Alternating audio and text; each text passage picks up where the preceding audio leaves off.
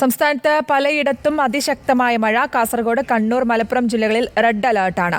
വയനാട്, കോഴിക്കോട്, പാലക്കാട്, തൃശൂർ, എറണാകുളം ജില്ലകളിൽ ഓറഞ്ച് അലർട്ടും പ്രഖ്യാപിച്ചു. റോഷിപാൽ നൽകും വിശദാംശങ്ങൾ. റോഷിപാൽ, എല്ലാ ജില്ലകളിലും മുന്നറിയിപ്പുണ്ട്. എങ്ങനെയാണ് പുതിയ അലർട്ട്?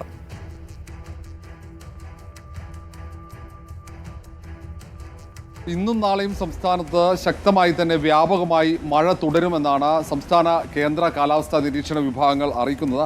അതിൽ അടുത്ത 3 മണിക്കൂറിൽ സംസ്ഥാനത്ത് തിരുവനന്തപുരം, കൊല്ലം, പത്തനംതിട്ട, കോട്ടയം, ഇടുക്കി, എറണാകുളം ജില്ലകളിൽ ഒറ്റപ്പെട്ട ഇടങ്ങളിൽ ശക്തമായ മഴ ഉണ്ടാകുമെന്ന പ്രവചനമുണ്ട്.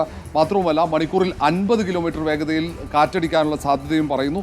മറ്റ് ജില്ലകളിൽ മിതമായ മഴയാണ്. പക്ഷേ നേരത്തെ പറഞ്ഞതുപോലെ 3 ജില്ലകളിൽ റെഡ് അലേർട്ടുണ്ട്. നാളെയും സമാനമായി തന്നെ മഴ മുന്നറിയിപ്പ് ഉണ്ട്.